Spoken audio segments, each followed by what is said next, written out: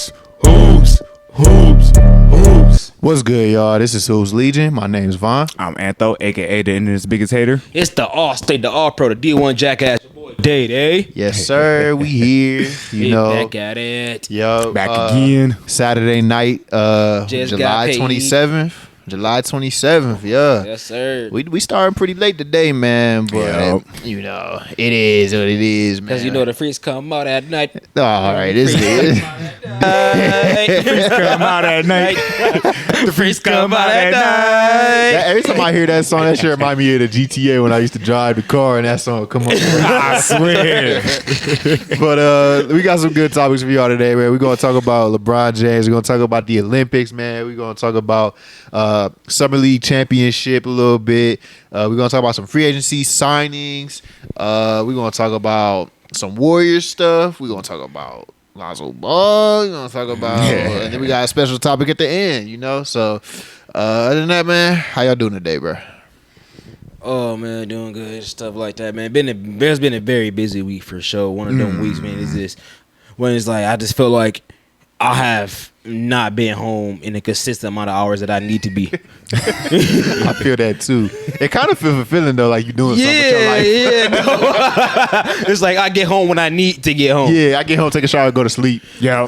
Yeah, you know you doing some shit when you too tired to even turn the game on, or you turn the game on, you pass out. You ever do that? Beep, and you try to play the game, you just like, fuck this. Yeah, you be like, why did I even cut this motherfucker on? You know what I'm saying? Oh God, bro, I feel like Loretta Devine. That meme a little like Loretta Devine, bro, with that plate of chicken in her mouth was like she just fall asleep, passed out. That's how I be feeling, bro. Man, I'm like, damn, I'm about to cheer this up. Yeah, I'm weak, man. Other than that, though, yeah, I've been working. I went on a bike ride today, man, with my parents. It was actually pretty relaxing, pretty chill, man. They got me a bike, so went to the park. We was just riding the bike and stuff. Good little workout, you know. It's better than just running the treadmill in place for like an hour or something. Yeah, Get on the bike and bike. It just make you want to just, you know, that you burn more cardio like that. It's definitely fun, man. Seeing all the dogs and the people and stuff. It was cool.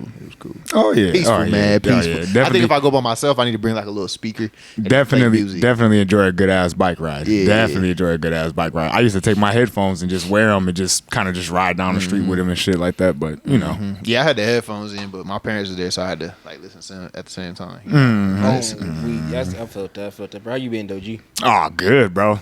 Fucking Deadpool and Wolverine came out. Yes, you know what I'm sir. saying? But went and saw that this weekend, man. Yes, sir. If you guys fuck with us, go see that movie, bro. Go see that movie. Kevin Feige was in his bag with this one. So was Ryan Reynolds. He carried the movie. I'm hearing good things about it. I gotta go see it. Oh yeah. I really don't want to give Kevin Feige this one, but I mean, hey, You went to see it too? I was with him. Okay, yeah. man. I didn't know if y'all still going to the movies and shit. Yeah. Hugh Jackman coming back, bro, for Wolverine. Greatness, bro. Greatness. Greatness. I definitely will. I'll probably will mess around and go see that again. Oh yeah. Sound good, man. What's good, man? So also, especially also today, right?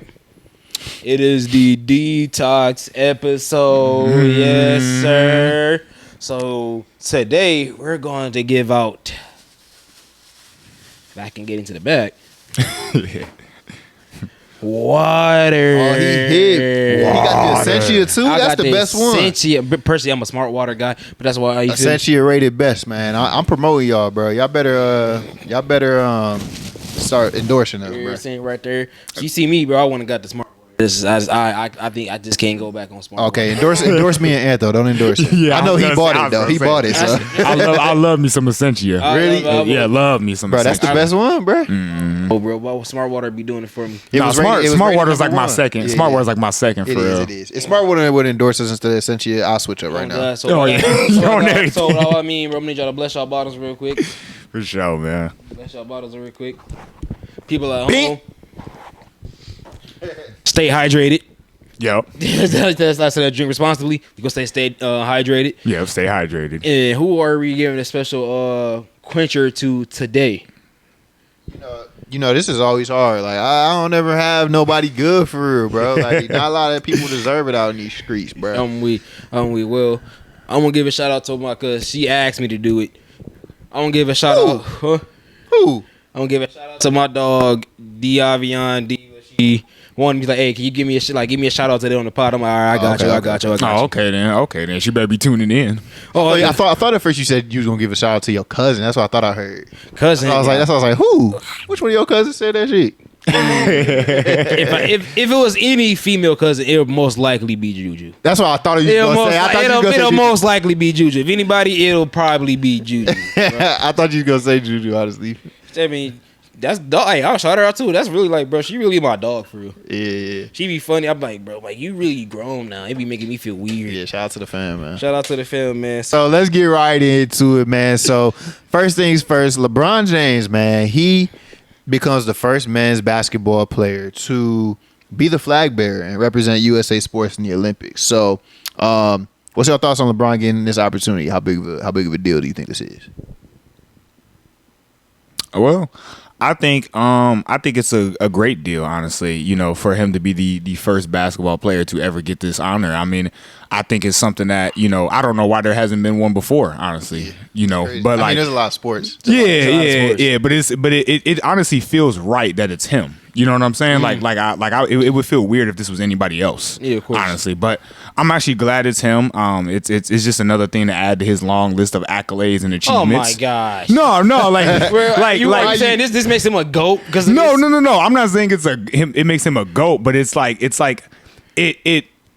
pretty much adds to the icon that LeBron is. That's what I'm saying. Like when you look back, we're gonna think about the Olympics thing. Oh, okay, LeBron was the dude that was the pallbearer for the flag this year, and basketball never had one before. So it's like it just feels right to me, you know, and I love it. But. Yeah, I felt the same way though, because I definitely feel like I don't think nobody else would have seen right doing it if it were going to pick a basketball player. And it's LeBron James. You have to make him the flag, the flag bearer, because he looks good. Like, you feel me? That's a good look. Like, bro, Bron, like, clearly he's the best player on the team. So, and he's still LeBron James. Yeah. Another notable one, like in 2016, it was Michael Phelps.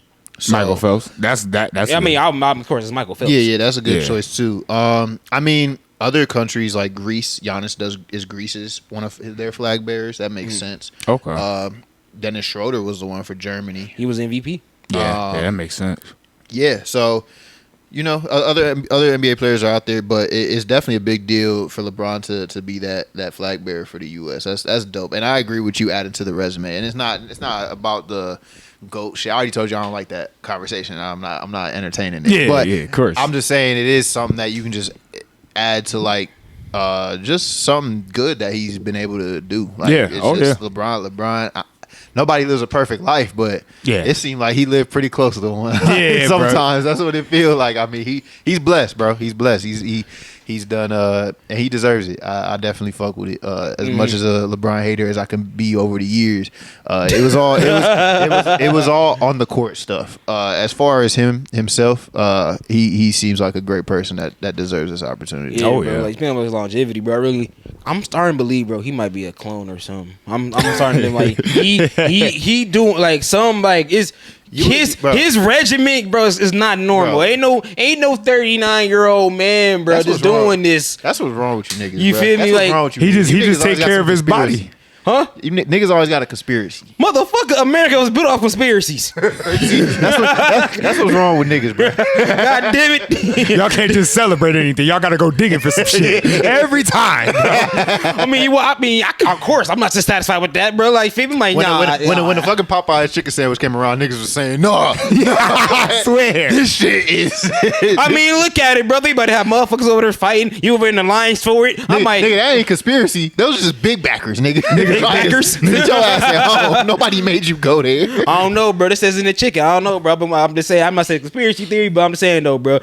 The nigga 39 years old and he's carrying the team in the like, come on, bro. We got Steph Curry, we got KD, we got Tatum. None of you niggas can carry, by the way. No, but like I said, it makes sense that it's him. You feel me? He's the best guy in the sport. No, I'm talking about that. I'm talking about the fact that this man has to carry the team on tune-up games. Oh, okay. No, honestly, bro, like I said, I'm a LeBron hater when it comes to being on the court, and it's died down over the years. I'm not really like that today. I appreciate him for him on the court, but my younger me, I'm like, man, fuck this nigga LeBron, because he was always beating my team ass, and I was younger, I was teenage years, but seeing him carry in these preliminary games or whatever you want to call them, I'm like, damn, I like this. I like Oh, LeBron. yeah. He over there like flexing and shit. Yeah. And he really, bro, without him, bro, they ain't winning, bro. Like Steph over there bricking shit, and LeBron just getting to the bucket, and that's what I like. He gets to the bucket, Yeah. and that's the shit that sometimes pisses me off with LeBron when I see him play on the Lakers. It seems like he settled for the 3 a lot when he got a Lakers jersey on. Swear. But in the Olympics, he just bullying. He got put on for the States. Yeah,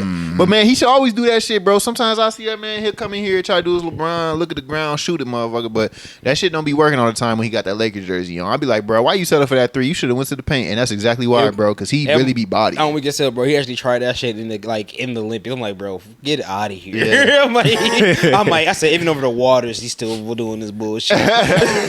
They should know what's coming. Swear. That move is so basic though. That little walk up, pull back 3 he does. Yeah. It worked. Oh, weak as hell, man. So I be talking about like, the team, like, that tune up game shit like that. So tomorrow we actually are going to start. Well, it's already started. The Olympics already started. The tournament already started.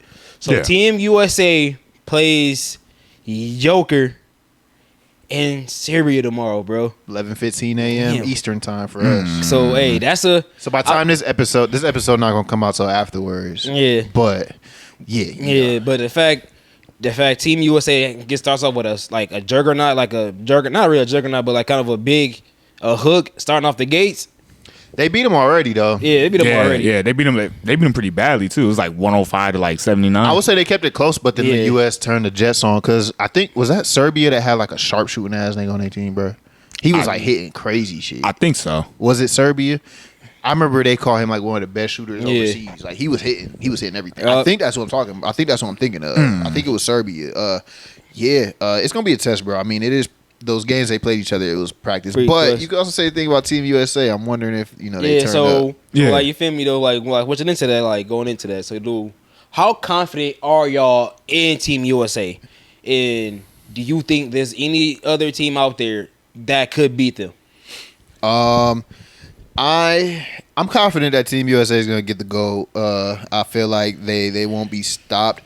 There's definitely gonna be a team or two that pushes them a little bit, and I'm looking forward to it. I like games like that. Ultimately, I do hope Team USA wins because obviously, and then I hope they win. But I don't think there's a team that'll beat them. I think they'll turn on the Jets at the right time. I think LeBron James can step up, and I think once Kevin Durant comes back, it's really gonna be tough to beat that team. So I don't see it. I don't see it happening. It's possible.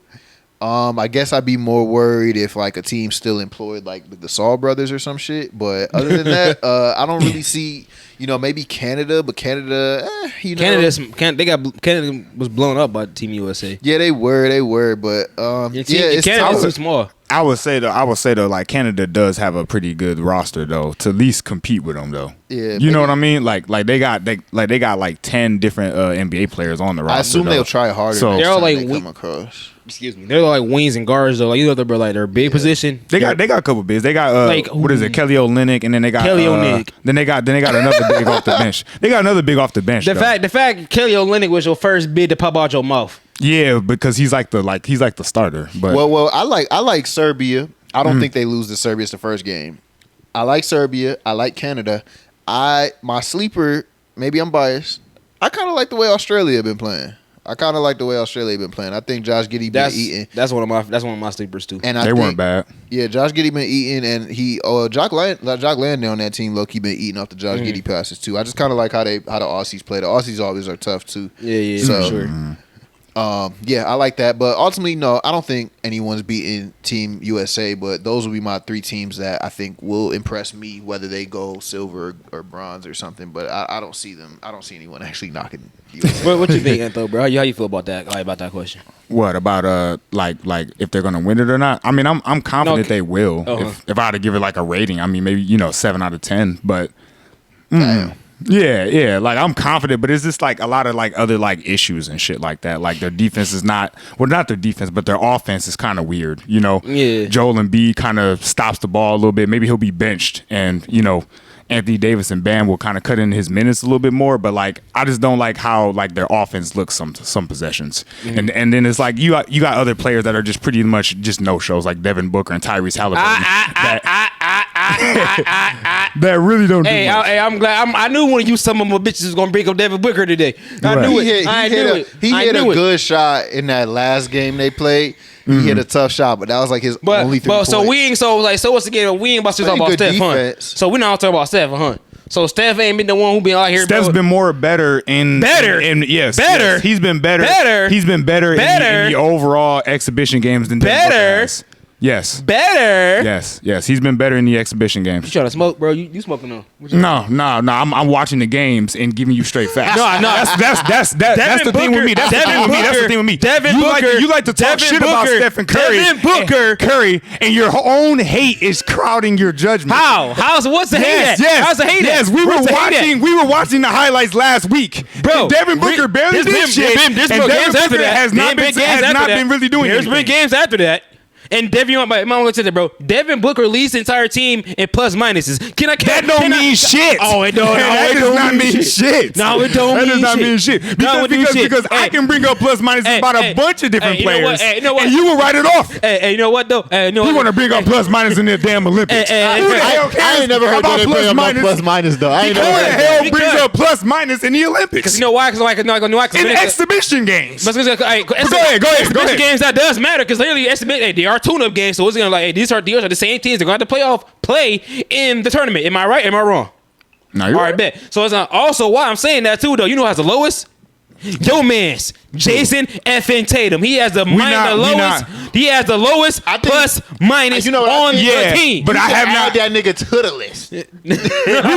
We can. I'm not knocking Devin Booker and Tatum. I'm not knocking it. And Tyrese. But like I'm saying though, like you not about to sit here, bro, talking about Devin Booker. The way Steph Curry out here shooting up ducks in these goddamn games. Shit. I will say this though, Jason Tatum's not a starter.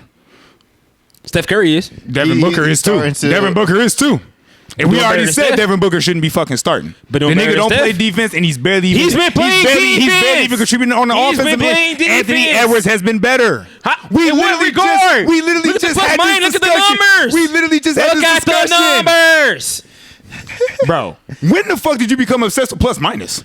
Ever since I started on Devin Booker, not Stephen Curry. That's when I started caring about plus minuses. Get the fuck out of here, bro. Hey, all I know is Tyrese Halliburton posted a picture, and the caption is, "We ain't supposed to be here." No, nigga, you not. Personally, we wanted Kyrie. Man, what do y'all think about like France though? What do y'all think about France? Oh yeah, about France. Because Rudy got punched. Yeah, he got banged on. He got banged on, motherfucker. Why, Rudy? Why? I don't be trying to, bro. But you make it too easy. Like Josh Giddey scoring 17. Stop, bro. Stop. Fuck. I just caught that. Nigga, you make the jokes too easy, bro. It's like, bro. It's like I would give them more credit, bro. But they guard play is kind of weak. Like there ain't one dude on there you can even name. That's why France didn't make my list. Outside of Wemby and Gobert, and I don't even want to list Gobert. He already get boomed on in the NBA. But them niggas ain't scared of no fucking overseas. Agreed, bro. And I already know how the U.S. could battle a France, if they wanted to, bro. You put AD on Gobert and you put Bam on Wemby. Yeah, agreed. It's over with. Agreed. It's over with. I want to say that, bro. I think my team for I want to say is I'll say Germany and Spain. Germany. What's on Spain? Yeah, what's the name? What is dude? We were just talking about dude too. Dennis Schroeder. Schroeder. They got Germany's a good pick. Germany's a good pick. Yeah, Germany's good. Spain got some hoopers over there. You feel me? They got both the Gomez brothers over there, and they got some nice guard play. So they actually pretty solid though. You talking about what is the dude named Juan Hernan Gomez? Both of them. Okay, yeah. Oh, the one dude Anthony Edwards was active with. Yeah. Honcho, you got Honcho and you got Whitley. Yeah, so that's the one thing I enjoy when the Gasol brothers was playing on that team, bro. They was a sight to see when they used to play on that team. Hell yeah, because they was tough. I was always worried about them every year. Mm-hmm. I said that's the team that Team USA gonna struggle with, and they did always put up a good fight. But yeah, no, Spain was always silver, bronze, I think they won gold once, if I'm not mistaken. That boy Pau Gasol, man. And Mark, yeah. They was nice. I missed that tandem together, man. Mm-hmm. But the summer league then wrapped up, And yeah, it sure did. the man. Miami Heat have been crowned the champions of the summer league. So what's y'all thoughts on that? And then what are some rookies that you guys want to look forward to this year? Man, we already discussed the whole rookie thing, man. Already. Like, but actually, I don't think we really got like y'all picks for like y'all what rookies you looking forward to. I did last week. Y'all kind of stuck on somebody specific, but I think what was y'all? Mine was I said it was Ron Holland from Detroit. Then I had Stephon Castle. Then also and I also think I said Kel'el Ware. That was like they were my the three of the rookies I was looking forward to this upcoming season. Especially I don't know why, but something about like athletic wings and like bigs, bro, does it for me. I don't know what it is about them, bro. It's just they just do it for me. No, that Kel'el Ware dude was a great ass pickup for the Miami Heat. Yeah, pause. No, Kel'el Ware was like you knew. I remember we had him all like listed as like somebody that and he's doing good. Like I still want to preface it because I know it'd be niggas out there. So it's just summer league, whatever. Mm-hmm. But to touch back on that Miami Heat shit, Josh Christopher. I think his name is, right? Yeah. Nice. He real nice. Earned himself a two-way. Miami Heat. The Miami Heat always finding some diamonds in the rough. I'm not surprised that the biggest diamond in the rough was on the Miami Heat. The fact like he's older too though. He's only 22, so he's not too damn old. Old enough. Nah, he's younger than Dalton Connect. Anyways, pretty nice. He was on Houston for his first 2 years, so yeah, I guess he has been in the league a little bit, but Josh Christopher is a pretty good pickup. I'm not sure how much of an impact he'll make when he's actually on the final roster or whatever. I mean, he's a two-way, right? So he's not going to get that much opportunity, but it's nice to see. Definitely Kel'el Ware was the biggest one for me because he's actually on the roster, and I hear that they're trying to run Bam at the 4. Yeah. So that would be a good look. Kel'el Ware can run at the 5. He has some shooting potential. Bam's been shooting threes more as we've seen in the Olympics. So it could be a nice little fit there. Kel'el Ware got some good lateral quickness, and Bam obviously does as well. So I think it could look pretty nicely. He can get past too. Yeah. So I'm looking forward to Kel'el Ware for sure. He's on my short list of rookies I'm obviously looking out for. I'm looking at Reed Shepherd. I think he's going to learn real good from Fred VanVleet on the Rockets. Yeah. I think whether he's off the bench or not, even though he's only like 6'2", 6'3", he's actually a really solid defender. Yeah, he's a pretty good defender, off-ball defender. And then he's obviously was the best shooter in the draft. So obviously I say Kel'el Ware. Stephon Castle is definitely another one, and that one's simple is because he's on the Spurs. You got Greg Popovich coaching him. He's learning behind Chris Paul. I mean, come on, like he's literally got greatness surrounded around him. I have high hopes for bro to develop into something. You know, nice. To say, bro, they said don't Chris Paul over assist by the feed families. Yeah. And then my last one, Matas Buzelis. Obviously. Yeah. Although he didn't shoot a super high percentage, I loved his aggressiveness and I loved his mindset. I think he has the best mindset in the draft. Like, I just like how he talks shit and he goes out there. Also, Zachary Richardson, I'm really disappointed in you because you ducked Matas after he called you out. Like, you ducked him, bro. He straight ducked him. Like and it's because like his agent didn't think it was good for him to match up with Buzelis in the summer league. That's some pussy shit. I'm not gonna lie. Like, I don't know. That is some weak ass shit though. I don't know. I mean, I guess it's just summer league, but hey, you can't duck him forever, bro. What you gonna do? Sit out when he play you in the regular season? All I know is I really like Buzelis, how he be talking that shit, and obviously he's on my Bulls, so he's on my list too. But yeah, those are my 4. My 4. Yeah, y'all named a bunch of them for real, but I'm gonna just throw this one name out there. Rob Dillingham, even though he didn't have like the best overall like summer league, but he did kind of finish strong. He dropped 25 and 12. I think it was his last summer league game. So I'm interested to see what he can provide as far as depth for the Timberwolves next year. That's a player that sure. I'm interested in seeing. Oh yeah, bro. Actually, you watch I actually watched that summer league game, bro. They when he beat the Grizzlies, bro. That game was actually like pretty intense, bro. I'm like, oh my gosh. I'm like, this game, like, in fact, it went to OT too. I was like, oh yeah, I need to buckle for this shit, bro. Oh yeah. Then in fact, bro, like, if I'm like, bro, Miami's such a tough team, bro. Even when Spo not there, them motherfuckers somehow keep the culture alive because they had like that summer league team, bro. They was in a tough ass game with Golden State too. So I'm like, yeah. Yeah. I'm like, this is I'm like the Heat. Not to be glazing them like this, but the Heat culture, bro, is just you can't beat that type of like compassion and like try hard is right there. I mean, yeah, And really, every team should want to have that type of Heat culture. I wish my team had it. It's something that you can't just build overnight either. I mean, it's something that starts from the top to the bottom. If your owners are some bitches, then it's hard to do it. Yeah. Usually your owner has to be a tough mindset guy. Pat Riley getting older, so I see a little bit more hate on him than normal. But Pat Riley's still a legend at the end of the day. So that mindset's not going to change. That mindset's not going to change. Yeah, he be sleeping during trades, but it is what it is. This is like so just a random question, but like, why is Steve Kerr coaching Team USA over Eric Spoelstra? Like, why is Eric Spoelstra deemed to be assistant?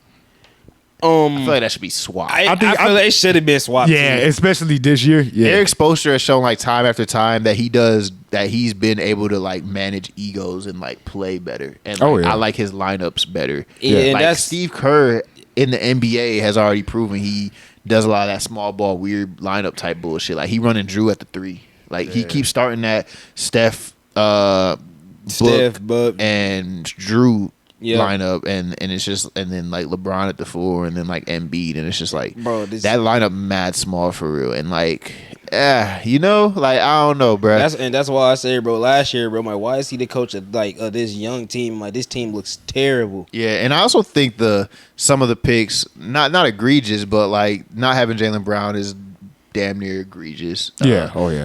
Picking Derek White over him. I mean, they must know what they're doing. It's like they're trying to break up this Tatum-Brown tandem. And then no Kyrie because of like whatever Nike. They got going on. Yeah, because that Nike shit. All that shit weird. But I'm off topic. But my main question was like, why is Eric Spoelstra assistant to Kerr? I would like, if they lose, I'm blaming Kerr. That's just me. Same. Especially if we like, hey, what lineup did he start? I'm curious because I don't know. I hope it's not that goddamn 3 like guard lineup. I would hope it's not that.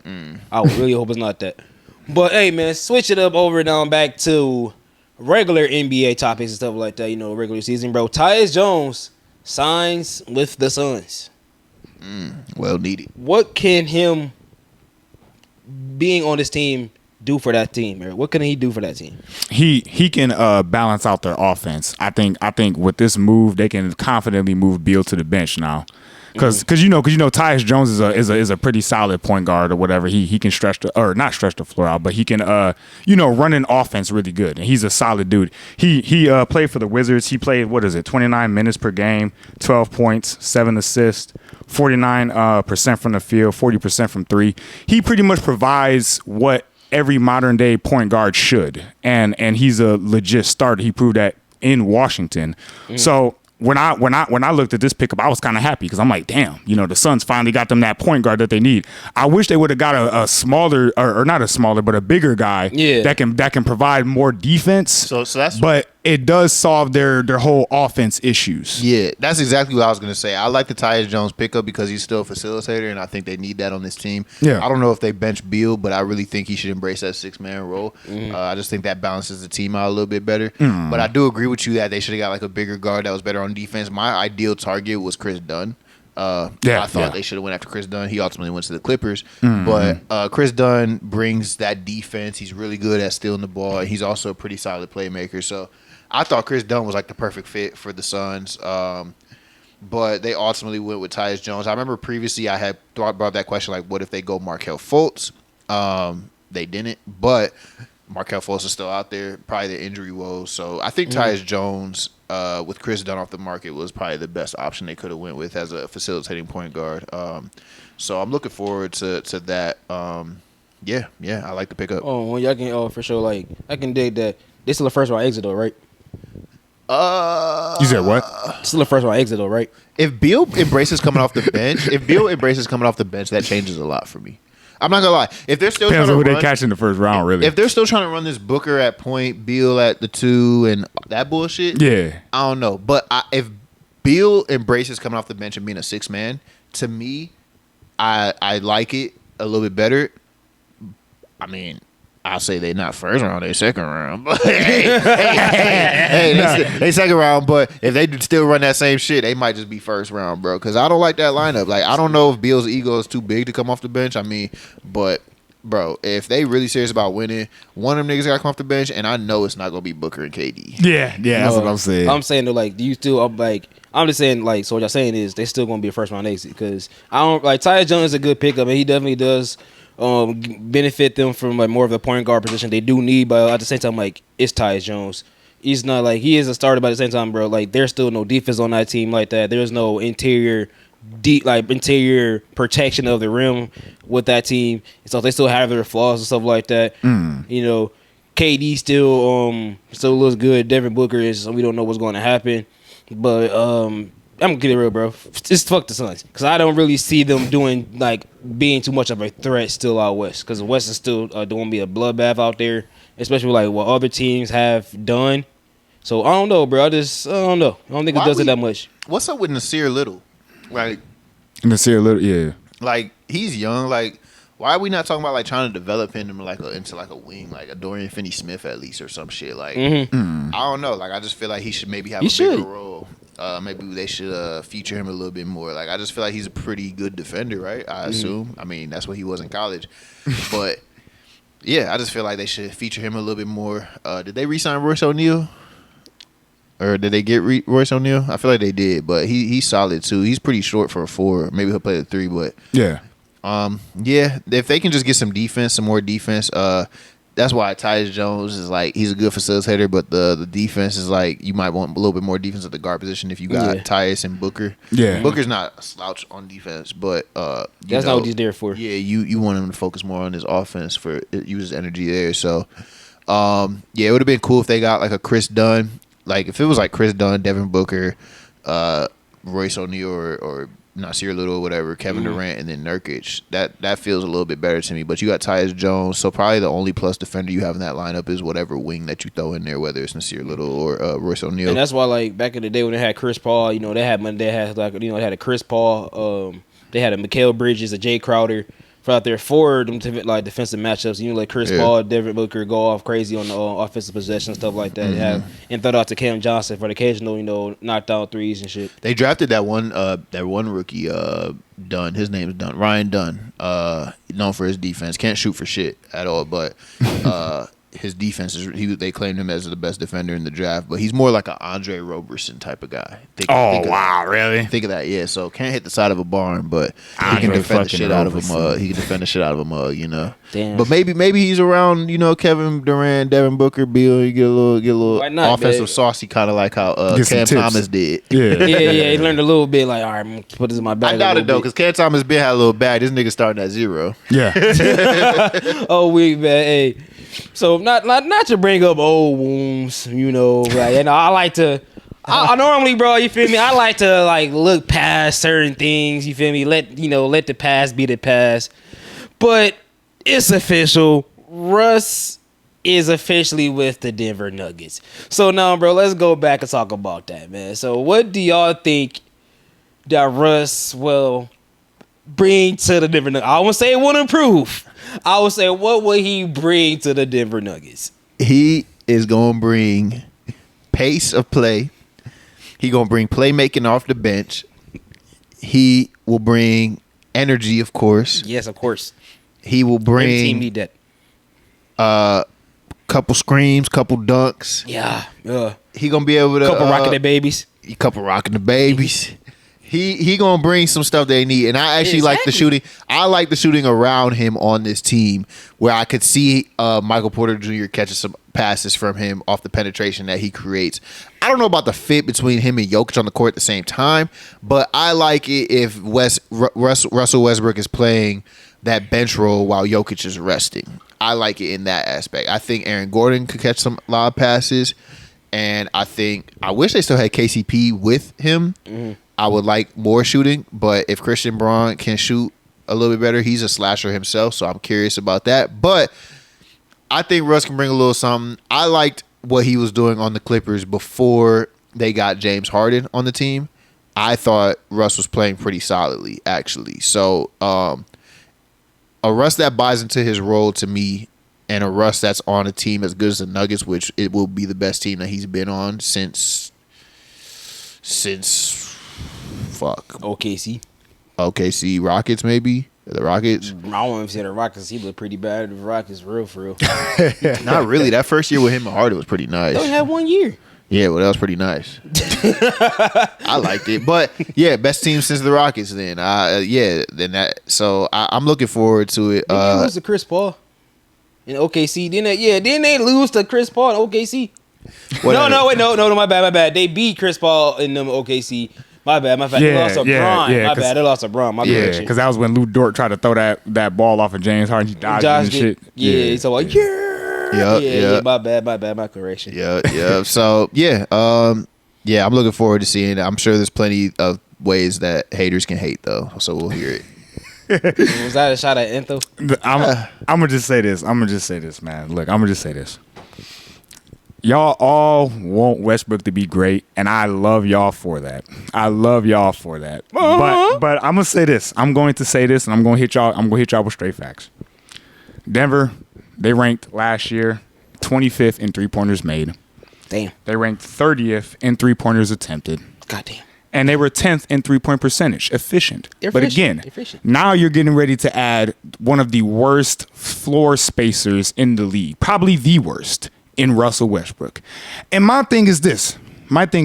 Y'all can sit up here and preach all this hustle and all this other shit that he provides and playmaking and shit. They were third in assists last year. They didn't need fucking playmaking. All right. I understand if you guys want to sit up there and say he's going to bring it off the bench. But again, they didn't need playmaking because that's not, this team moves the ball. They didn't need another guy that's going to sit there and demand the rock for about 15 seconds out of a shot clock. No. I mean, I'm just saying the ball sticks with him and he needs the ball to be effective.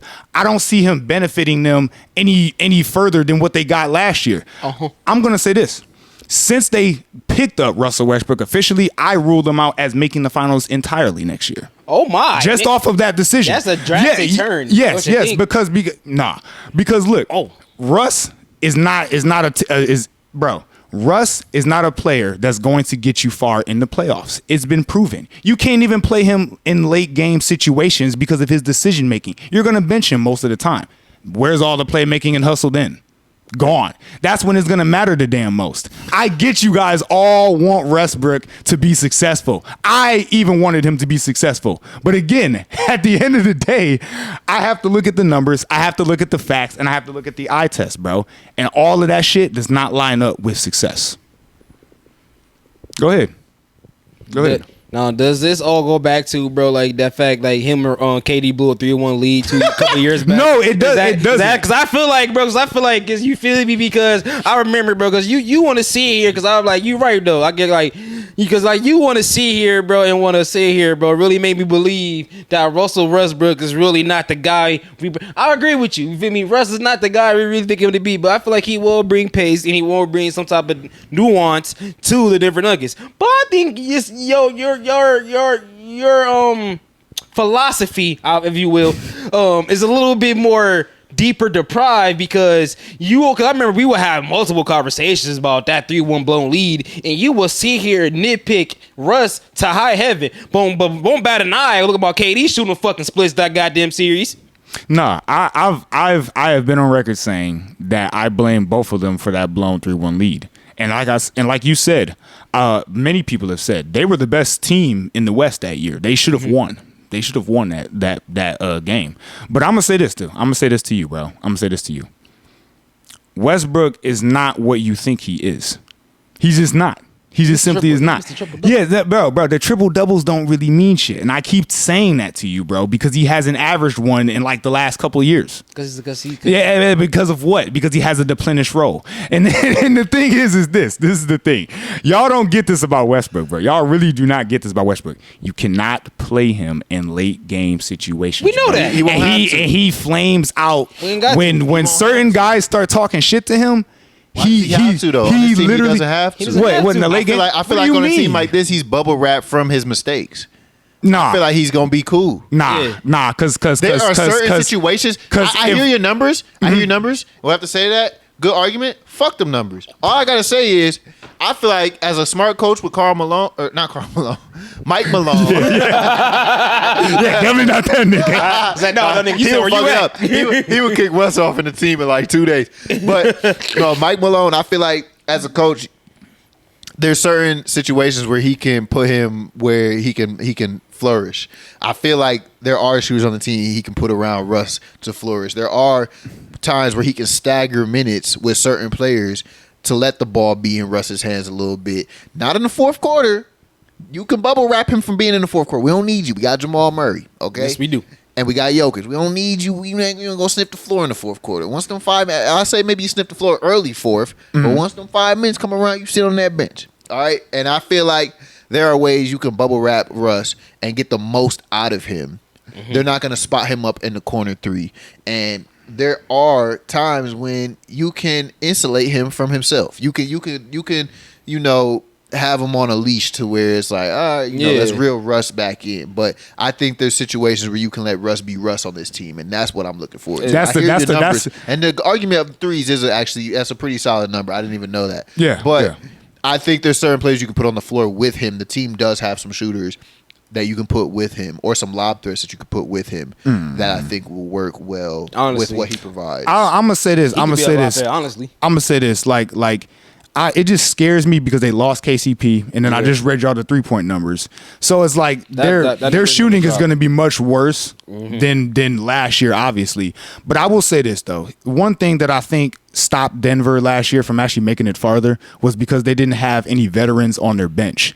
And I will say him and the acquisition of Dario Saric, those are two savvy vets, so they can kind of motivate the younger guys that they got on the bench. So maybe they'll be a little bit better. But my biggest problem that they didn't address was the 2 guard. I know they think Christian Braun is going to be this KCP replacement, but he's not nearly as good of a shooter for me. Like, he's more of a slasher to me. Yeah. And to me, his slashing role, Christian Braun, is almost the same as like a Westbrook slashing role. So it's kind of like more like agreed, a clogging of the paint. I feel like you need to surround Jokic with some shooters so you can get in the post and then spray out. But agreed. I'm surprised they didn't go after like a Gary Trent Jr. as well and get someone like that. He ultimately went to the Bucks, but Nuggets were penny pinching, I guess. They were. I would have liked desperate. a Gary Trent Jr. How That's many a big other pickup. shooters? How many other shooters were there? I mean, shit. Even Doug McDermott's still in the. I mean, it's Doug. McDermott, but It'd be just a shooter, I say Gary Trent Jr. would have been shit. good. But starter level shooter.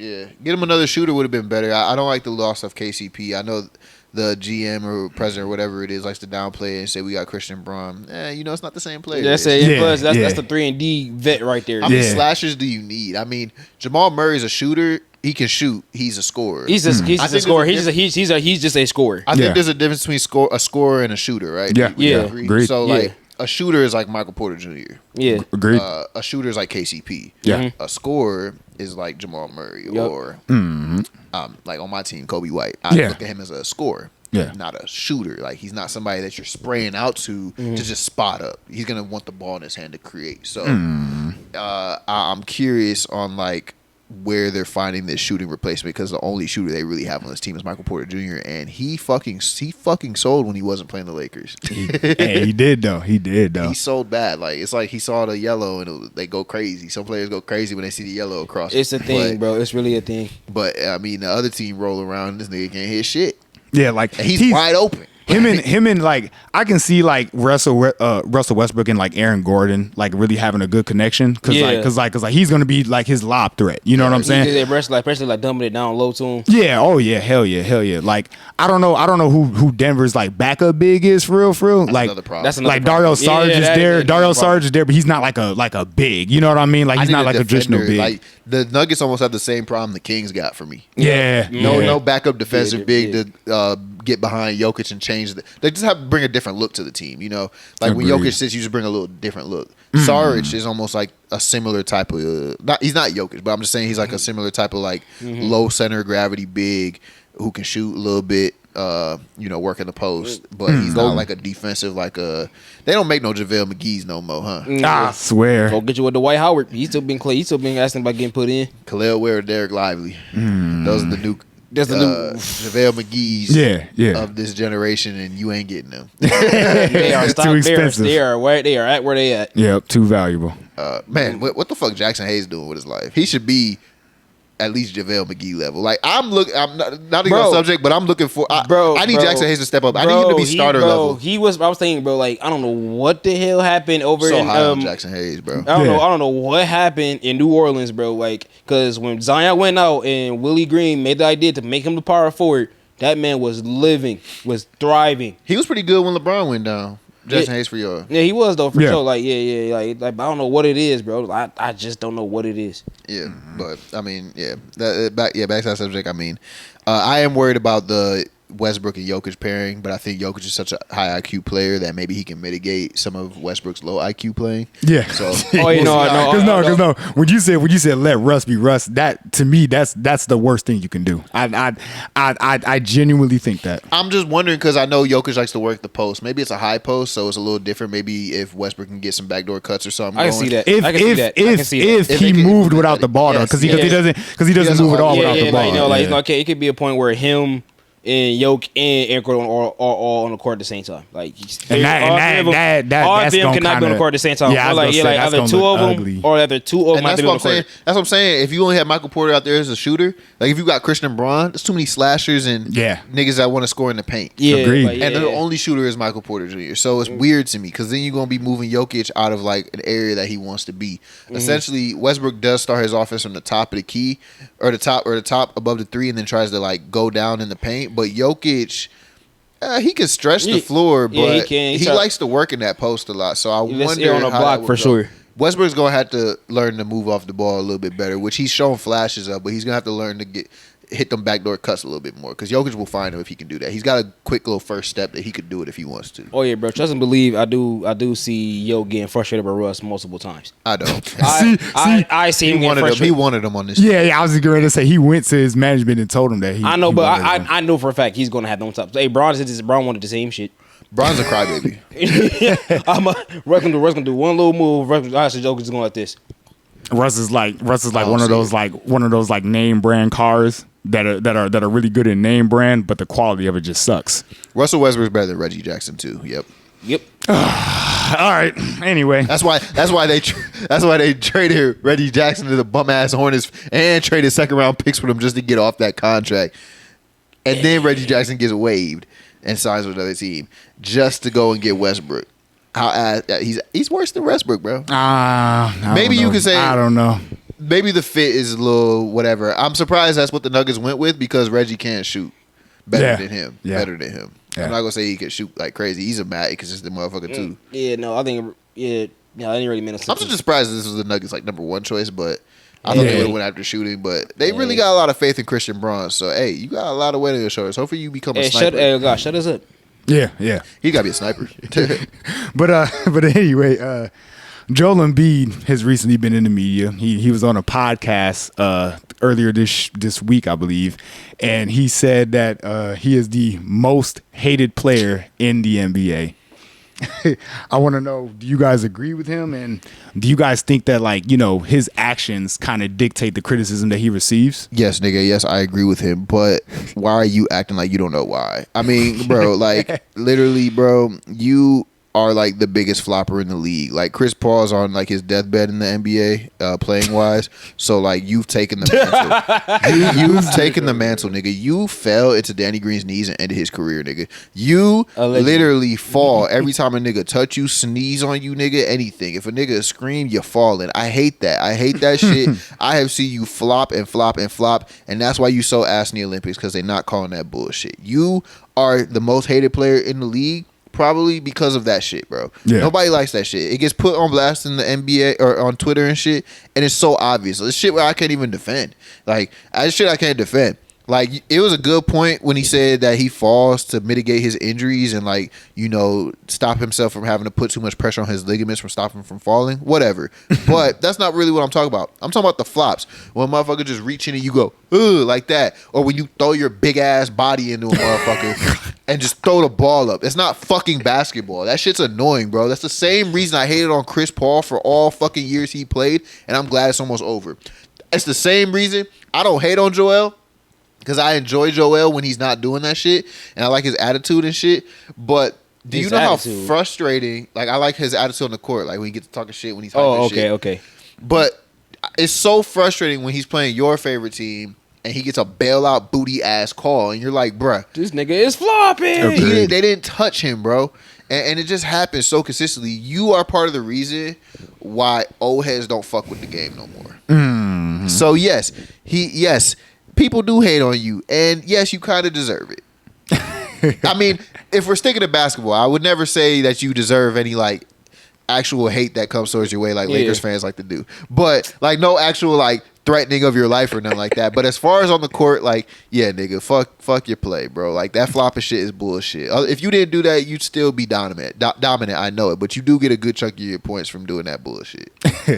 I'll say this. Joel Embiid is like, you're not the most hated guy in the league. That's KD. All right. Oh, First of all, that's Kevin Durant. No, it's Kevin Durant. No. It's Kevin Durant, bro. That's it's bullshit. Always been Kevin Durant, bro. It's been Tatum's over. You ain't got over it. Tatum's over. You KD. have not got over it. Shut the hell up. You gonna say, oh, we got over that. Shut the fuck up. You know damn well y'all ain't get over that shit, bro. But, I mean, everybody is still crying about the move to Golden State. I don't hate. Yes, you do. Yes, you do. The way people say fuck Joel Embiid. No, yes you do. They say worse stuff to KD. They don't even say fuck KD. They just say, oh, go die in the ditch or some other bullshit like that to KD. Yeah. They just straight up just desecrate. What they call KD. No, nigga. You know why you think KD the most hated? Why? Because he feeds into the bullshit on Twitter. If every player did that, they'd all look like the most hated, nigga. Yes. Stop babying this nigga. Because no. There's been plenty of times where I've seen KD not get held accountable for none of the bullshit that he's done. When his big ass foot hit that line, they was talking about what could have been. Nigga. Maybe you should have worn a fucking smaller shoe size. Nobody told you to go up a size. Big ass foot ass nigga. Kangaroo feet ass nigga. Hey, Tatum is more hated than that nigga. Every time I go on Twitter, I see that fake ass Tatum that be on TikTok dancing. Okay, that nigga's more hated. I see that. Okay, they say Tatum ain't got no aura. What the fuck is that? At least KD got aura. They said that nigga on a plagiarism tour. I have never seen you guys defend KD so hard. I have never. Bro, only because like that nigga got a burner account, bro. What the fuck? Yeah, that nigga be on some soft shit, bro. Ain't nobody hating on him, bro. He's just feeding into the little. There's always some bitch ass niggas talking shit on Twitter. Anybody can find them. Everybody do it. Every NBA player can find some shit. It's just that KD just brings it to light more, so it looks like people are hating. No, nigga, you just feeding into it. The most hated are bullshit ass floppers like Embiid. Bum ass light skinned niggas like Booker. Fuck ass bum ass light skinned niggas like Tatum. I don't get how Booker that shoot tour dates. and then Chris Paul, who acts like he's innocent, is really a fucking devil on the court. No, Chris Paul. Chris Paul is your asshole. Yeah, I can understand Chris Paul. Yeah, I can understand. And then LeBron is more hated than KD. No, he's not. No. I think so. No, I say back in the Miami Heat days. Yeah, LeBron was definitely. He done acquired a lot of beat writers. He done acquired a lot of beat writers. But no. He 50-50, LeBron. He 50-50. But I'm saying if you the most love, you also got the most hate. Technically, I mean, that's not true. That's not true. Low key. That's not true. For him, low key. That's not true. I kind of see your point. I kind of see your point. Some of the haters don't even watch basketball. They just racist. I ain't gonna lie. He got a lot of haters. He got a lot of haters, bro. Yes. What? Shut up and dribble. Yeah, he got a lot of haters. He is hated a lot. That was more of a political standpoint. That's why. But I'm saying some people that don't even watch basketball be hating on this nigga. This nigga is a very hated person, bro. I don't know. I feel like people hated Michael Jordan more than they hated LeBron. Hell no. People. Yeah, I was getting ready to say that. People praise Jordan. Rest his soul, bro. People hated Kobe way before he had died. Yeah, but that's because like bro. Shit like that. All right, motherfuckers. To this day, motherfuckers look to you like, well, look me dead in my eyes and say, oh yeah, man, I don't think Kobe's a good of a player. Why not? Well, because the whole ramifications. I'm like, nigga, what does that got to do with the basketball? Yeah, I mean, you see what niggas be saying about like Josh Giddey and shit too. Yeah, once again, like, what does that got to do with basketball? Even though, like, I can't prove none of this shit. I was never there, so I can't prove none of these allegations. But Joel Embiid, bro, but first of all, hey, excuse me, I'm gonna try my best Joel Embiid impression. Oh, these niggas think I'm the worst. Wait, what? I'm trying to do it hard. You sound like Bernie from The Simpsons, bro. No. Hold on, I got you. Kermit. Is that Joel Embiid sound like Kermit the Frog? Don't he not? No, he'd be like, like he got more like. Kermit sound like Patrick Mahomes. My bad. Yeah. That's Patrick Mahomes. Like Joel just got a Joel just got an accent, but he said these niggas don't like me. they told that nigga give his passport back. Y'all racist as hell.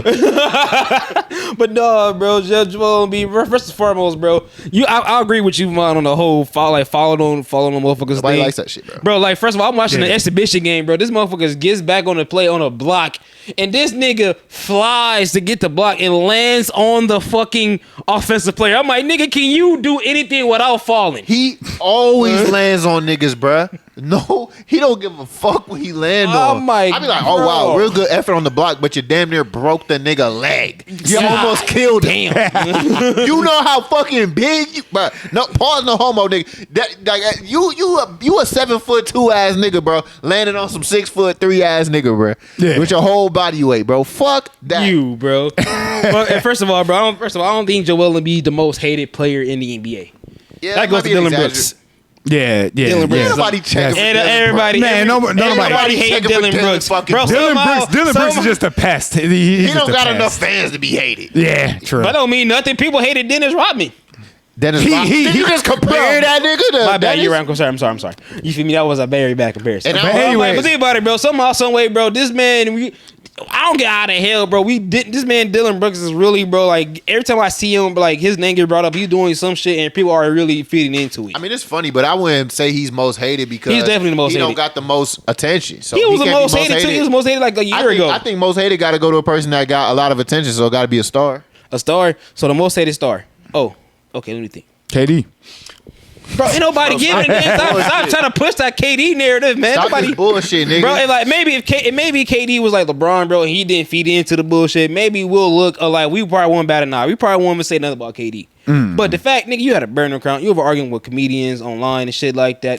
You feel me? I'm like, Every time I log into Twitter, I see KD just quoting somebody. Yeah, I do. Obviously, the same. And it's He like, looks for it, bro. he looks for it. Oh God, that's why I think that whole him like sizing up in the club was a way for him to get fucking haters. he loves that. He loves to argue, and I respect it. But he's not the most hated, bro. They go over there posted up in the club. They were sizing up in the club and shit like that. Talking about Maybe you can say top 10, but I'm not giving him most. in the league right now. No, not the most hated. No, if it's not Joel Embiid, then first of all, I think it's Draymond Green for real. I think Draymond Green's the most hated. He's up there. He's up there. Ben Simmons? Oh, Draymond is pretty hated. Yeah, you're right. Yeah, Draymond's up I there. think Draymond's definitely most hated. But I think another thing that kind of gives Joel Embiid some like hate is because he blames like everything on like his injuries, like on why he hasn't made it any further. He For said real, he'd be the best ever. it's like you said what? He said he'd be the best ever. Yeah, dude. He said he'd be like the GOAT or something like that. I mean, if he's he, good confidence, but because he he's play all- supposed to like feel that way, and then it's like the nigga don't never improve on his flaws. Like he still sucks at passing out of double teams. Yeah. like he Yeah. still cannot handle that type you of know shit. why? And even Because he don't want to do it for real. Yeah, He's not really yeah, trying nah. to pass the rock. He really not. he be trying to back niggas down and shit like that, and that's what's been happening on Team USA. You know, so he's been trying to back niggas down. He's got Curry and LeBron and Booker sitting out there He and done still missed Curry getting a couple times. Yeah, Couple exactly, times. bro. Like it was a play, bro, where it was like two people that double teamed and he fell down and shit, and they took the ball, picked it up, and went back on the Yeah. other end. I'm like, bro, are you a fucking, are you an idiot, bro? Like, I don't know, bro. It's Idiot, like, crazy. yeah, bro. Are you I saying gotta, he should give his passport back? yeah, You need his passport back. Like, I guess so. I No. guess so. You know how you did wrong. but my point is that he always makes fucking excuses pretty Yeah. much. That's what I'm saying. Like he always makes excuses because in 2019 or whatever he was pretty healthy in that run. It's just Kawhi just decided to be the it's best not player in the league bro. that Like year. if you look at it, bro, it's not his health. He blaming on like players. He blaming on his other players and shit like that. Blaming on Ben He do be Simmons. dragging Blaming down other James shit. Harden. Blaming Doc. I'm like, damn, bro. Like, Doc might deserve it. hey, bro. First of all, Doc. I mean, Glenn. Listen, We ain't never getting Glenn on this show. never. I swear. Never. I'll be trying to defend you. Dog. I'll do They it. ain't If he going did, for I'll it. do the impression from him. If not, bro, we trying to get Lois Fishburne on it to do like to be the like substitute if he could. All right, man. Anyway, bro. What's your thoughts on Draymond talking about Klay and saying that he's not happy in Golden State and everything like that? He recently made some comments or whatever. And do you guys think that Curry and Draymond could ever win a championship together? Wait, what'd you say? The quote. What? What's this thing? He said that Klay is not he's happy that Klay's leaving because he wasn't happy in Golden State. Oh, okay. Yeah, my bad. That's the quote. Yeah. He said he's happy that Klay is leaving because he wasn't happy in Golden State. I mean, you can say that as many ways you want. I think you probably take that in two different ways. You can say as in, oh, he's happy for his bro that he's getting somewhere more healthier for him. He can go somewhere, be more can flourish more on a new different system. Hopefully, he wasn't happy here, so I would rather see my bro happy in somewhere when he's unhappy at. Yeah. You take it that way. Or take it as in, nigga, fuck you. I don't give a damn where you go. You're a fucking idiot if you take it that way. Yeah. There's literally only one obvious way. Yeah, he's saying. I seen Twitter when niggas try to take it that way, and it's you're just a fucking idiot, bro. All he's saying is he's happy for him because Klay wasn't happy, bro, and you just want to see your bro happy, bro. He doesn't want to be selfish and be I think you should stay and fuck your happiness. He's just being a real nigga, bro. If your bro wasn't happy where he was at, you don't want to tell him to stay there for you. You want him to see him flourish. What's best for you? What's best for your family? Is it to get off this team? Will that make you feel happier? You don't want your bro on the team depressed just because of you for selfish reasons. So he just being real with that. It's Draymond, so we was talking about most hated. People gonna twist his words because it's Draymond. Yeah, so, of course. Bro, the nut kicker. Yeah, and him thinking that Draymond saying that for himself that he's only gonna play 2 more years in the NBA. I believe that shit. I believe it. I mean, I don't know what his contract is, but if it's 2 more years, that makes a lot of sense. I don't know how much longer Draymond's gonna stick in the league. Eventually, guys like him wear their welcome out. Eventually, I mean, Patrick Beverly's overseas now, so yeah. You know what I'm saying? I'm not comparing them to the levels that they've achieved, but I'm just saying, guys with that type of issues and stuff, we've already seen people turn on Draymond a little bit more, and I expect it unless there's a big jump from a Kuminga or a Podzemski or something.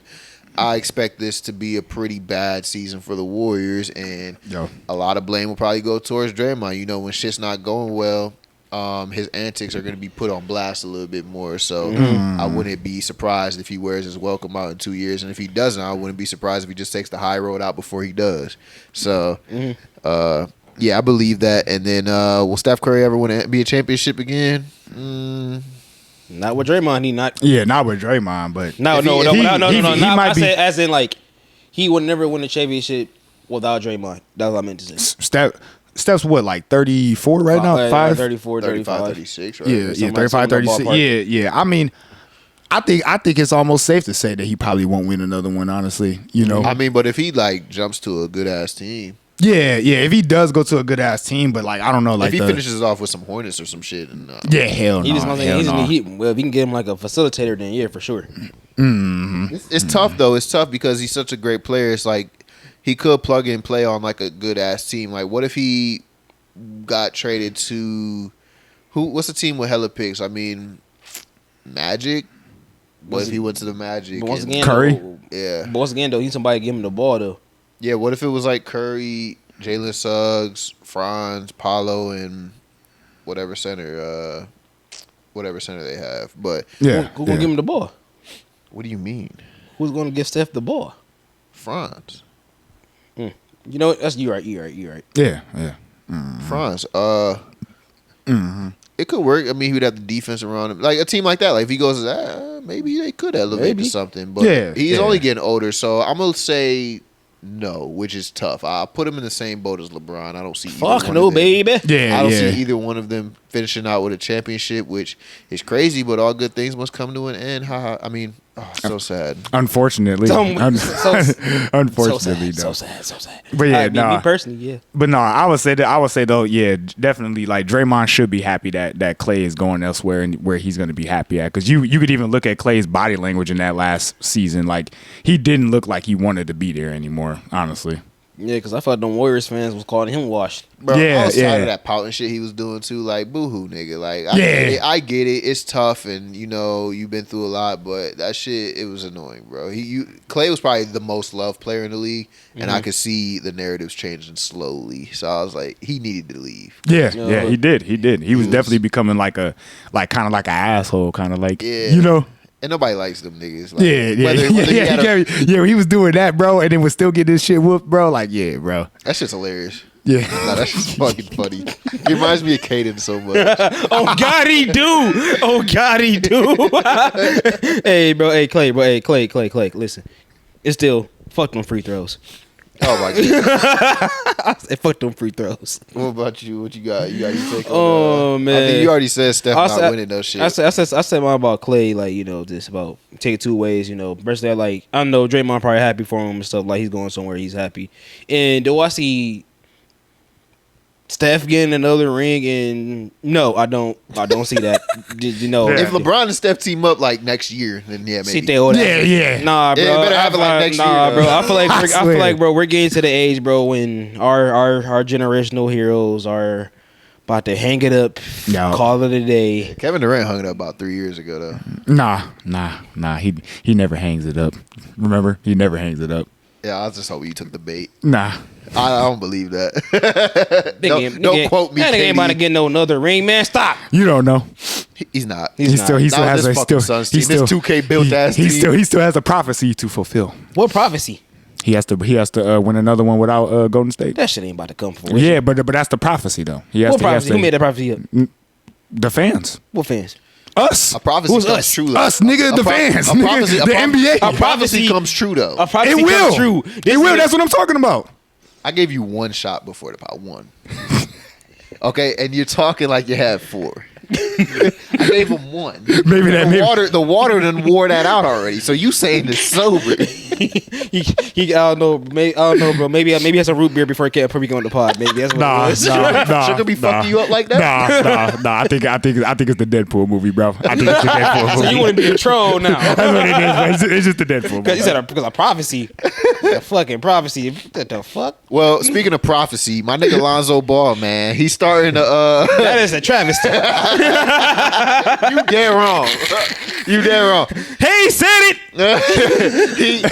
He stated on some real shit. He's stating that he plans on getting cleared for 5v5 in August. So, do you ever see Lonzo being an impact player again for the Bulls and in his career overall as he attempts to come back from this injury, which nobody's ever come back from? To put it in perspective, the 2 things I want to say: by impact player, I don't mean to the form he was, even that. I don't mean all-star or superstar or nothing. Impact player, you know, can he provide something like, you know, Can you be an valuable? a viable player? And then the injury that he's coming back from, to clarify, is a cartilage transplant in his knee. A few players have had it, like a Jason Richardson or something. A couple hockey players have had it. They all retired early after, even if they played a couple games.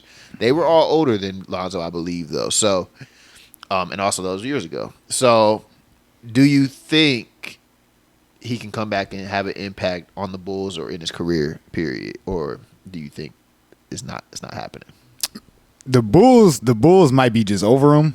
So he might not be an impactful player for them, but maybe he can get back to something like what he once was with another franchise. I just think that the Bulls just kind of are already kind of moved off of him. He's like a year or two too late, honestly, to the new project that they're building over there. So yeah. I think they're, as far as him being an impactful player on the Bulls, that's kind of dead to me. But can he go somewhere else? Yeah, I think so. I think he can still be an impactful player on like maybe a number of teams, maybe some team in the East like the Hawks or something like that. Hornets. Yeah, Hornets. Some team. All bros, yeah, some team that's not like Bring all they're the balls together, huh? they're like What? they're What? you know what, nigga. Anyway, where they're like expectations are not really that high for real. But I still like he said that he feels better though. He was saying that he doesn't feel like sore or nothing like that. So maybe he can get back to something. I mean, there's been some dudes that have had some pretty horrific injuries, like Sean Livingston. He was able to go through an injury and then come, to the bench of the Warriors and then be impactful that way. Maybe he could do something like that in the near future. That's what I was gonna think. So more like, you feel me, like that, like like Paul George had an injury or something, or like something. Like something that was very gruesome like that. Yeah, and like then but like Hayward and shit too. Yeah, I don't think it'll be with the Bulls though. I just don't think it'll be with the Bulls. Yeah, so I compare like his ideal like target of who he should try to like model after is like a Sean Livingston. To me, that's like who he should try to do. To come back from an injury that nobody's ever come back from, that's super scary. I'm not gonna put all my eggs into that basket. I don't know. I think it's 2024. Medical gets better every year, so it's possible. The fact that he's made it this far is farther than anybody's ever really made it for real already. Yeah. So that looks pretty good. 5v5 was always the step that he gets to before something bad happened. So if he can get past that, I feel pretty good about it. As far as your take about him impacting the Bulls, I agree with you. I mean, yeah, they're kind of moving on. Josh Giddey was kind of like that replacement for him, and then also players like Kobe and Io have just taken his spot, bro. When Lonzo first got there, Io was a rookie, and now it's like there's no way in hell we choose you over Io. Exactly. Especially not Kobe. So Kobe took his spot. Essentially, that's really what did it for me last year. Most improved player and shit. He just Lonzo has no choice, and you've been gone for 3 years, bro. Like that's crazy. I mean, you have a lot to catch up on. If he does come back from the Bulls, I see him playing ninth man, 10th man, that's spot minutes maybe, maybe 10 minutes a game, 15 minutes at most. He's probably not even going to play back to backs at all. He'll probably play like 50 games even if he is healthy. They'll probably rest him so much because missing 3 years and trying to come back from injury, nobody's come back from, you're going to have to bubble wrap this man. So I expect maybe if he does do good, they flip him at the trade deadline because he has 1 year left. So maybe a team trades a longer contract that has less money to get Lonzo Ball so they can get off the money. So like, for example, Grant Williams makes $13 million a year, but he has 3 years left. Maybe the Hornets trade Grant Williams and a second to get off that longer contract and get in Lonzo, who his contract is up and he's not going to be making $20 million ever again. His next contract's probably going to be a minimum deal. So maybe something like that. I could see the Bulls moving off of him.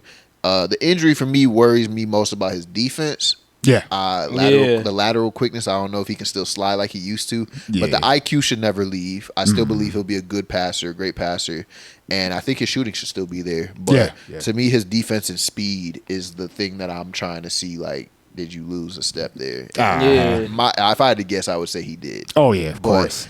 We'll see.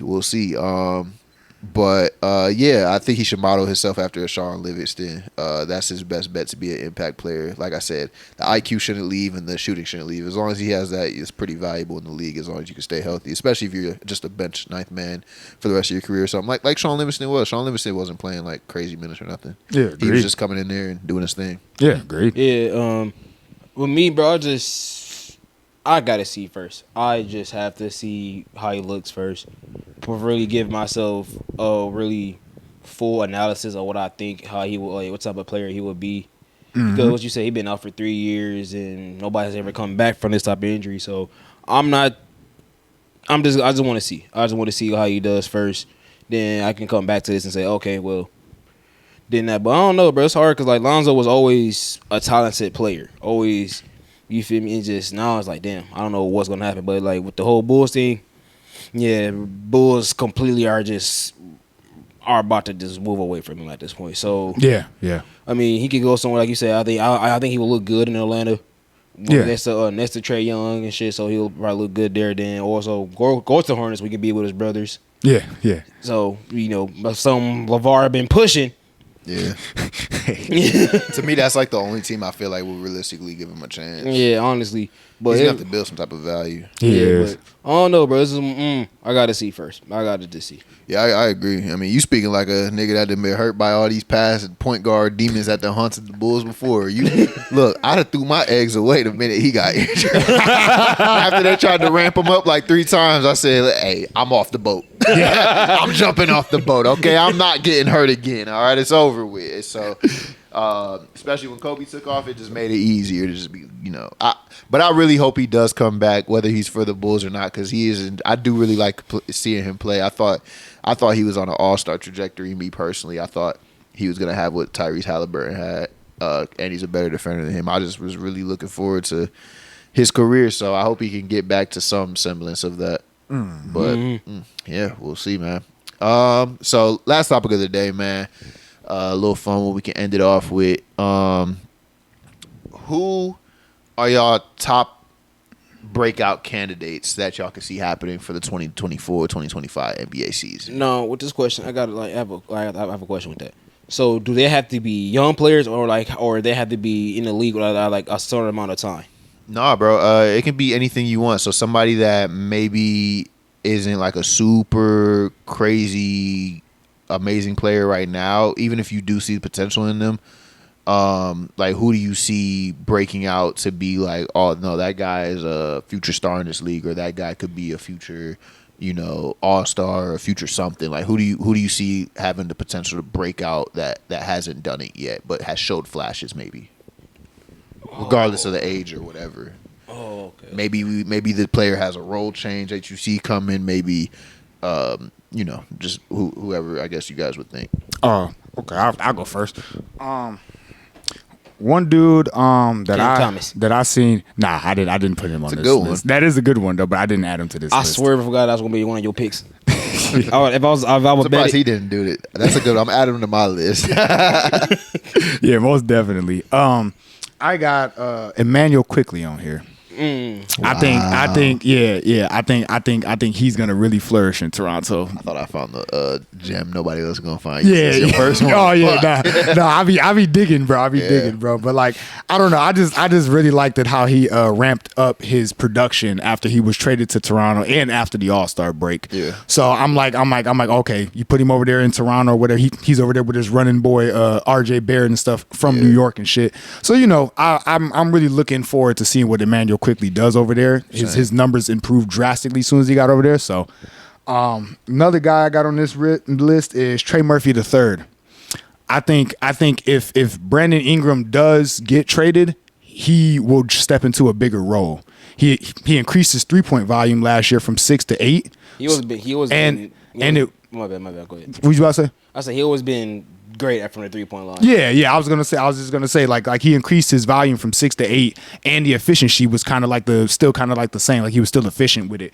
So I think if they do move Brandon Ingram, he'll step into a bigger role, and maybe he'll even flourish as more of an offensive player where he can actually put the ball on the ground or do more on the offensive end. So Trey Murphy's one guy I got over here. Another dude I got is Onyeka Okongwu, the center in Atlanta, in Atlanta or whatever. He averaged 16, 8, 1 assist, 66% from the field goal percentage, and he shot 46% from 3. I think next year he's definitely going to get more minutes. Clint Capella really didn't look all that good last year. For real, he was kind of ugly looking from Atlanta fans, at least I was told. Yeah. But I think Onyeka Okongwu can step up and be like that kind of like a Bam at a bio type of role. Like he's like a miniature type of Bam. Maybe he can get into that. But that's another guy I got. Probably part of the reason why they didn't go for Sarr. Yeah, honestly. Another dude I got on here is Nikola Jovic. Not Jokic. Jovic. Nikola Jovic, the other Serbian dude that plays in Miami. Him. Both from Serbia. I really like him. I think there was some spots last year where he was able to, kind of bring the ball up, and he can move the ball around, and he can kind of, stretch the floor a little bit here and there or whatever. He's still got to develop a little bit better on the defensive end, but I think he's another player that can take another leap. So I got him on here. And last but not least, I have your boy Ayo. Oh, really? Yes. I have your boy Ayo Dosunmu on here. I was very impressed with him last year. I think I was even telling you that I think that's y'all future backcourt, him and Kobe. So Ayo Dosunmu, I think he can definitely flourish also.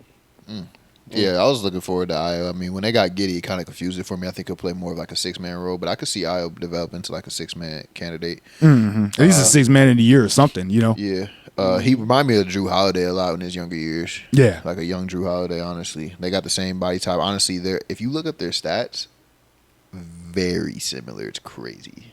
But first on my list, I'm going to go with Brandon Miller. He was already kind of taking off towards the second half of the season anyways. He started off really rocky, but I liked how he turned it around. I'm going to make him a breakout candidate where I think he can find a little bit more consistency and actually elevate the Hornets team a little bit better. I got them on playoff watch. I'm not going to lie. What the Hornets? If they can stay healthy, I'm putting them on playoff watch. They got a solid core, so I'm putting them on playoff watch. Like they can lower tier playoffs, but highest tier would be like a Magic elevation, but I don't know. But I at least got them getting that 6, 7, 8 area. Okay. Because they were good when they were healthy the previous year. Yeah. Next on my list, I'm gonna go Emmanuel quickly as well. Because same reasons that you listed. I like how he was playing when he got to the Raptors. He only missed a couple games because he was dealing with like the death of his family and stuff. So yeah. Other than that, he was pretty solid. I'm looking forward to see what he can bring there. You brought up Cam Thomas. I'm gonna add him to the list real quick. Although he seems like a one-sided type of player, I'm not looking for too much from him. So I'm gonna just throw him in there real quick. I'm also gonna go Jaime Jaquez. I think Jaime Jaquez could elevate a lot. And I'm looking forward to what he brings, especially in that Heat culture. I also like your Jovic pick, though. Those two weren't really on my list. But next on my list, I'm gonna go Jabari Smith with the Rockets. That's a good pick. I like Jabari Smith. I think he has the mindset to keep getting better. He's a tall ass wing. He averages a crazy amount of rebounds. He started rocky last year, but he's really started to pile it on and score some good points. So if they can just get that pecking order of like who scored like first, second, third option on that team, I think he'll benefit from having an actual like role, like to know what he contributes to that team. I think he can elevate to be a pretty good scorer for them. I'm also going to put Benedict Mathurin on here on this list for the Pacers. I think they needed his scoring last season, so I could actually see like the exact role that he'll fill for them when he returns. They cleared off Buddy Hield, so now the minutes that shooting guard position is like opened up completely for him. All he has to do is beat out Nembhard, and I feel like he can. It's gonna be a tough battle out though. Yeah. Nembhard's not a slouch. Yeah. But I think I do like the potential of scoring that Benedict Mathurin could bring. I could see him being like a bare minimum like 20 points per game score at his best, probably. Like at least giving you a solid 20. But you can question about his defense. Maybe he's better suited for the bench. Who knows? Yeah. I'm gonna go last two. I'm gonna go Jonathan Kuminga on the Warriors. His role should expand. Clay's not there. I expect Andrew Wiggins to probably come off the bench. Maybe he start. Yeah, probably come off the bench. But Jonathan Kuminga should be the starting 3 for me. Yeah. And he should probably be the second highest scorer on the team. That's what I see. That's what I see coming. He had really good stretches last year. There were points where I thought maybe he would even be in the running for most improved player. I'm looking forward to big things. Like that 18 plus per game stretch. Like he was winning. He was just going crazy. Yeah. I'm really looking forward to him. He's a two-way player, so I love those players, and I really think he's got the mindset to do it, and I think this is the year Kerr's finally going to let him off that leash. Last, I'm going to not go Io. I'm going to go Patrick Williams. Okay. And most of it relies on trading Zach, because I think you traded DeMar, which sounds like it might open up opportunity for Pat, but Zach essentially didn't play last year, so now it's like Zach might take the DeMar role. I don't know if he'll get more opportunity. This whole Bulls team, like, you need to get the fuck off of Zach, like ASAP, because you need Buzelis and Autumn to get more shots and touches. Yeah. But Patrick Williams, to me, when those players didn't play, he will be cooking. I'm looking forward to him getting more opportunity to just take any shots he wants. I'm not worried about Vucevic taking more shots. Like, I think Patrick should be. He should have no excuse. So he's on my list. It's now or never for him. So yeah, that's my few. Okay. My list is pretty short though. My first one I go in with Jaime Jaquez too, because I feel like whenever Miami figures out their situation with Jimmy, I feel like he's gonna get a lot of more touches, and I like how he is, like how he came in early as a rookie, was well polished, like especially in his playoff debut too. Yeah, looked it real great. I looked how he looked out there. Then I'm gonna say Keegan Murray. I think with him, but for sure, I feel like he's for sure about to be like a guy who's gonna fit next to, like, his numbers not gonna go increasingly, but I feel like he's gonna benefit a lot with DeMar being there. Is like he get like a lot of more touches because DeMar probably gonna pass out a lot, and so his 3-point percentage is gonna. I see him being like more of a Michael Porter Jr. type of role when he's definitely gonna be needed. So you're kind of convinced that Keegan Murray's pretty good now. Yeah.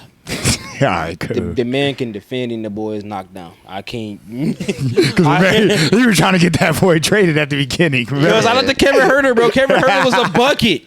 Kevin Huerter a bucket too, but I went back to the lab, went to the chalkboard. I'm like, yeah, Keegan Murray. Yeah, I'm taking credit for changing your opinion on Keegan. Do what you want. Do what you do what you will with that information. I was arguing about that for a minute.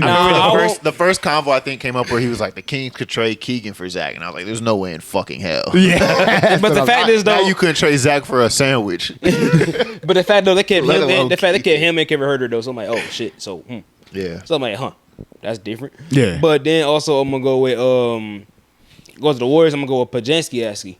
Brandon Pajinski. Pajinski actually. Oh, I thought you were saying his full name.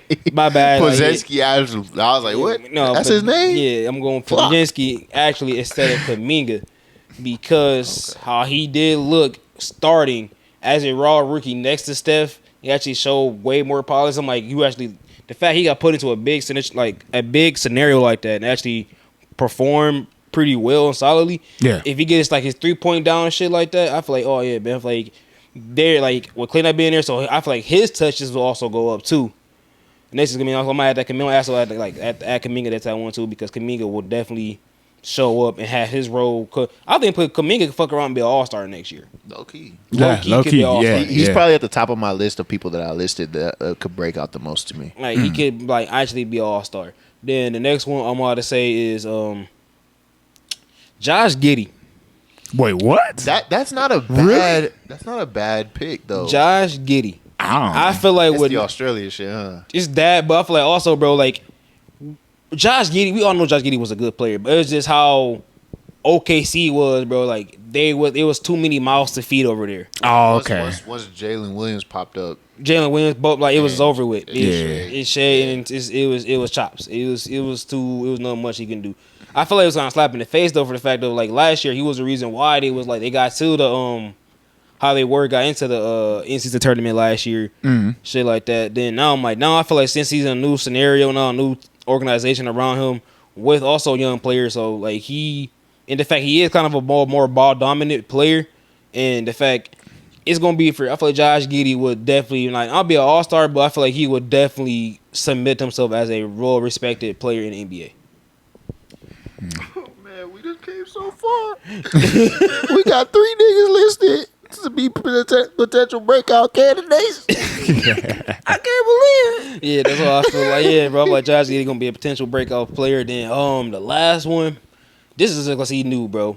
I'm gonna keep saying it. Kel'el fucking Ware, bro. God damn, this young. I feel like, bro, he might not be an all-star, but god damn it, I can see him making a second team all defensive team or some shit like that. Yeah, no, he's gonna be an impactful player. Oh, Derek Lively type, huh? Derek Lively type. You feel me? In this rookie year, impact like that. Yeah, I could definitely see that from Kel'el Ware. Definitely. Yeah, I'm like he gonna be tough. I'm like he is going to be tough. I'm like Miami did what they always do. Get a steal when they needed to get that steal, bro. And I knew it. Look, I'm not gonna harp that the Bulls traded Caruso for Giddey because it might pay off. But I wish they got a Kings pick, bro. I wish they got that Kings 13 pick and took Buzelis and Ware. I'd have been eating good. Eating good. Yeah. Y'all would have been good for the future. Great for the future. Straight. Y'all be all I would have done. Yeah. I would have kept Kobe and Io cook. I wouldn't even got Giddey. I'd have traded Caruso for that 13th pick. Got me Ware and Buzelis, and I'd have been cool. I'd have been real cool. But I'm off track. But yeah, man, those are my possible like breakout stars like for next year. I fuck with all y'all lists, man. Oh yeah, all y'all shit was solid too though. I feel like there was not one was crazy, but the fact like it was just like I really thought you was gonna have Cam Thomas on your shit. Who, me? Yeah, I really thought He knows he's just a one-sided player. Oh yeah, you mean if I'm like, He don't play no defense for. He don't pass the ball. If there was but a one trick pony, He motherfucker's a trick himself the one trick pony. He gonna shoot the shit out of that ball, but I don't know if teams are gonna look at that and be like, oh, yeah, like he's probably gonna be one of those dudes that if he does average like 25 points per game, his field goal will be like 43%. I can see that. they're gonna call him empty stats. Yeah. I can see whether it's true or not. I think that's gonna be his narrative. Yeah. So yeah, I've seen a lot of people saying that already. already. Has come around that players like him aren't everybody's cup of tea no more. Mm-hmm. Like we've seen it with like a Terry Rozier. He's like not, he's not as valuable as he once was looked at. Yeah. Zach LaVine. Yeah. The one-sided super scorers. A Lou Will. Yeah. They look at those players as some bench players. That's what remind me of too. A Lou Will. Yeah. Yeah. But I don't think they look at him as super valuable no more. Like unless you're a six man. And where you get into the weird shit is like with Zach, it's like he's too good to be six man, makes too much to be six man, but he's also like the type of player that the league doesn't seem to want no more. The league's moving towards like two-way wings. Yep. Really. Like 6'6", 6'7", 6'8". Yep. Can play defense, hit the three. Yep. Dribble a little bit. Those are what the league is like. If you look around, that's where all the teams are going towards. I mean, like the Thunder. The Thunder got rid of Josh Giddey because a player like Jalen Williams is on the come up. Or the Celtics got two wings like Tatum and Brown. The most recent winner is usually the team that every other team tries to copy. So I think the league is going towards wings for sure. That's what I'm so excited about my Bulls because we got Patrick and Buzelis. It's like, you get yourself two good ass wings and cook. So niggas like Cam Thomas, But hey, y'all might get lucky, get you a Cooper Flag with one of y'all picks, man. Maybe y'all get yourself a future wing. Oh, Cooper Flag with Cam Thomas would be crazy though. Man, you gotta stop throwing Cam Thomas in there. Eventually, he's just gonna be a commodity for a trade. I would hope. I would not. I don't want to put that young man in there like that. Yeah, I would hope not. I don't see him being a Nets lifer. I just don't. Yeah. No. I think if he goes like a contender, he's gonna be that bench role for sure, like that 6-man lighter, like a Malik Monk. Yeah. I could definitely see that. I Light the ass up. Hey, bro, come off the bench, shoot all the shit. All the shit. And he might like that. We're gonna give you 35 minutes, shoot the fuck out of the ball, bro. That's your role. Say less. Yeah, fuck the defense. All right, we got other niggas for that. He would flourish. Who would take? Who he be nice on? Like, who could you plop him on? He'd be nice on. Miami. Yeah, I would say that, but I don't like Miami. I don't like the Rozier fit, man. I said, hey, take Rozier, put Cam Thompson out. Oh God, Miami gonna make some noise. Shit, Orlando. Orlando could use any shooting. Yeah, but like he gonna supply all of it. Yeah. Shit, even Utah, I would fuck with that. Yeah, Utah would be good destination. I said Utah got couple not shooters, but they got scorers. Yeah, Sexton and Well, I'm imagining those niggas is gone. Maybe not Sexton, but Clarkson definitely. Yeah, Clarkson would be gone. But yeah, man, yeah.